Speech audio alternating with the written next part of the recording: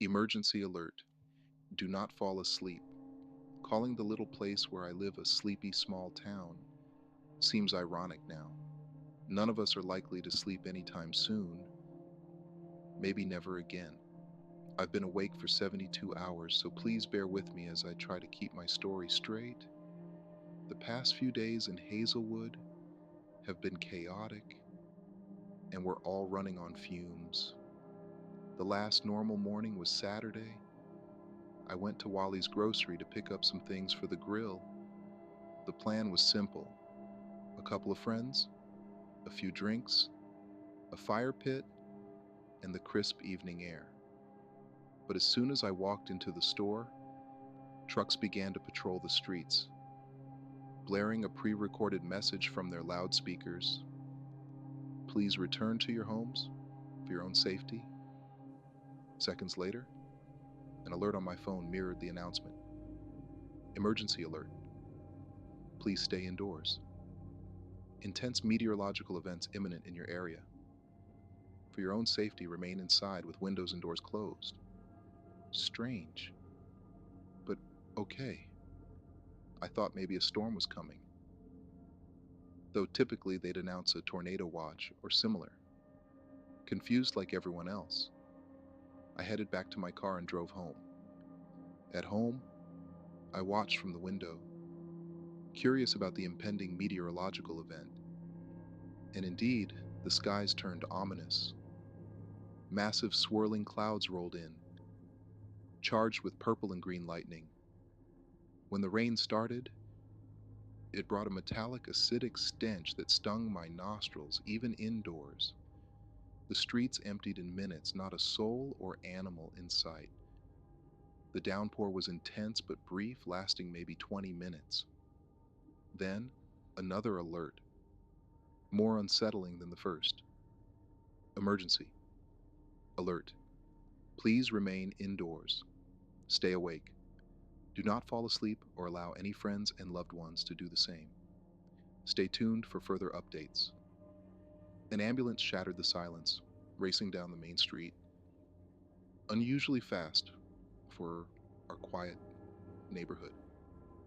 Curious, I stepped onto my front porch to survey the scene. Strange weather, ain't it?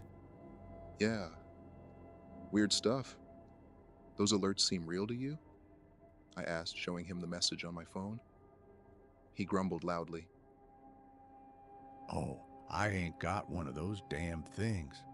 Just the landline. Don't need all that Facebook and Twitter bullshit.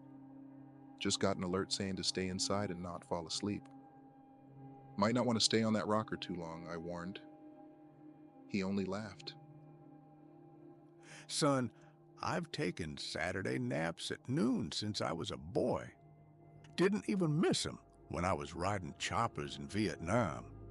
These cell phones ain't gonna stop that. Enjoy it. I'll catch you later. And tell Mrs. Hutch I still want her Swedish meatball recipe when she gets a chance, I said as we waved goodbye. I stepped back inside, moving to my home office.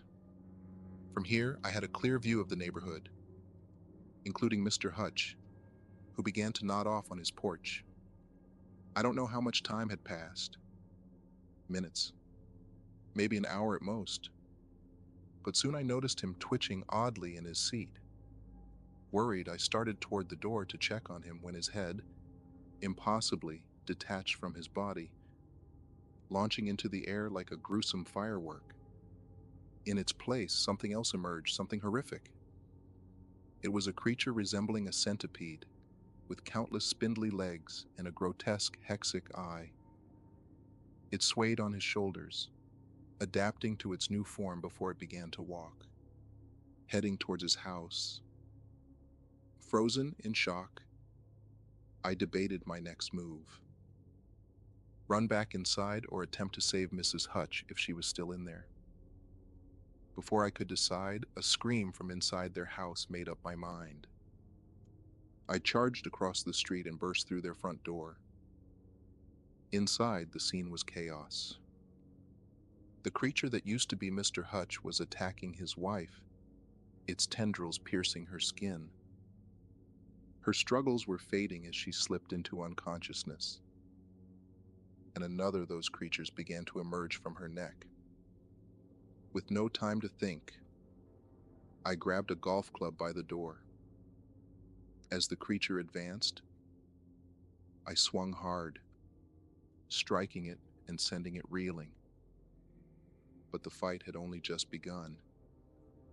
In the chaos of the Hutch household, Mrs. Hutch writhed on the floor as the creature from Mr. Hutch's body turned its attention to me. Its tendrils had already inflicted damage, and now it advanced with a sinister intent. Without hesitation, I swung the golf club again, landing another hit that seemed to stun the creature momentarily. This brief respite allowed me to make a decision. I had to get back to safety. Racing back to my house, slammed the door shut behind me, quickly locking it and drawing the blinds. The thunder of the creature's impact against the door echoed through my home, its strength far surpassing anything human. At this point, survival instincts kicked in. I remembered the old shotgun in the attic, a relic from my grandfather. Despite the years, I was confident it would still function. I ascended the attic stairs, fetched the shotgun, and found it loaded with 7 shells, hopefully enough. As I loaded the shotgun, the noises outside grew sporadic. A skittering sound approached from the attic wall, something tapping along, trying to find an entry point.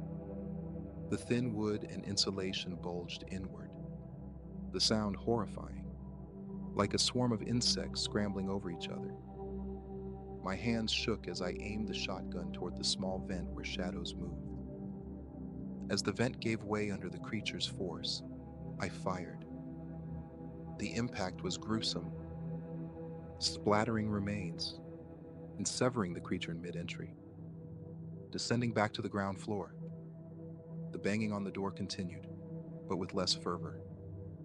I steeled myself, unlocking the door and preparing to confront whatever was left. The door burst open, and I was met with the sight of another creature, emerging from Mrs. Hutch's remains. I didn't hesitate, I fired, the close-range shot splattering the entryway. Exhaustion and adrenaline surged through me as I stepped outside, only to see the aftermath strewn across my lawn. It seemed the entire town was under siege, the air filled with distant screams and continuous disturbances. With nowhere safe left outside, I decided to retreat to the most secure place I knew, my home. I barricaded the doors and prepared for a long night. I tried to make sense of the events, piecing together the surreal experiences with the horror unfolding around me. The emergency broadcasts offered no new information, just repeating alerts to stay awake and indoors. As night deepened, the reality of my situation settled in. Alone, armed, and surrounded by an inexplicable nightmare, I faced the darkness not just outside, but creeping within me.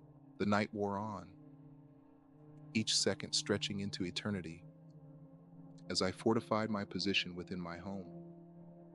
The external noises of chaos occasionally penetrated my makeshift barricade, but for the most part, I was left alone with my thoughts. A dangerous place to be under such circumstances. As dawn approached, the relentless tension refused to ease. My mind, fogged by sleep deprivation, struggled to distinguish between the shadows cast by the early light and potential threats. The brief moments of silence were as unnerving as the sporadic sounds of disturbance. With the new day, I knew I couldn't stay locked away forever. The supplies were dwindling, and the constant threat loomed large, pressing against my mental resilience. The decision to leave was as desperate as it was necessary.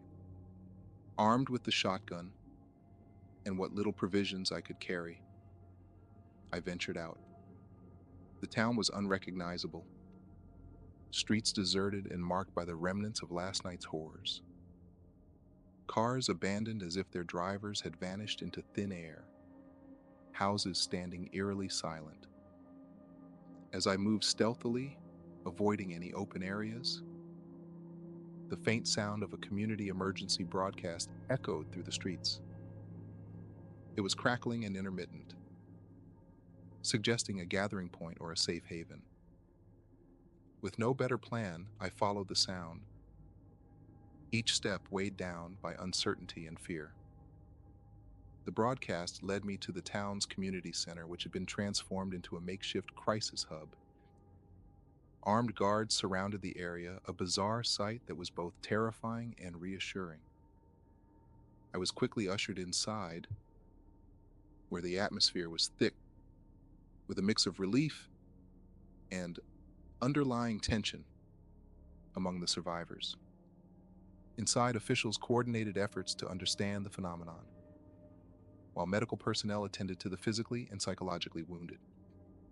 I was debriefed, my account added to the growing database of survivor stories, which ranged from the miraculous to the tragic.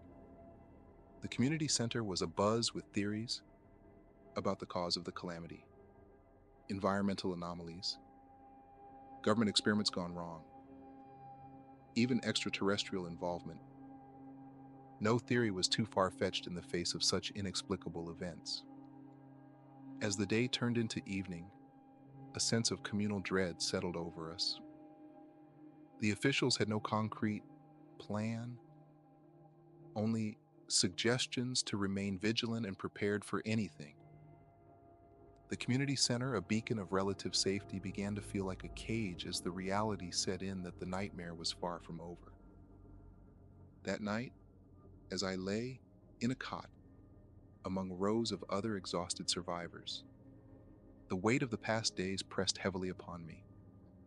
Sleep was a dangerous proposition, yet it was all our bodies craved. The struggle against the pull of unconsciousness was torturous, each blink a battle. And then, amidst the whispered conversations and restless shifting of the survivors, a chilling realization dawned on me. The nightmare wasn't contained outside. It had followed us here, lurking in the shadows of our minds, waiting for a moment of weakness to strike. The fight for survival wasn't just against what lurked outside. It was a battle within each of us, against our deepest fears and the dark corners of our psyche. As I stared into the dimly lit expanse of the shelter, the line between wakefulness and nightmare blurred, and the true horror of our situation became clear. We weren't just fighting to stay alive. We were fighting to remain ourselves.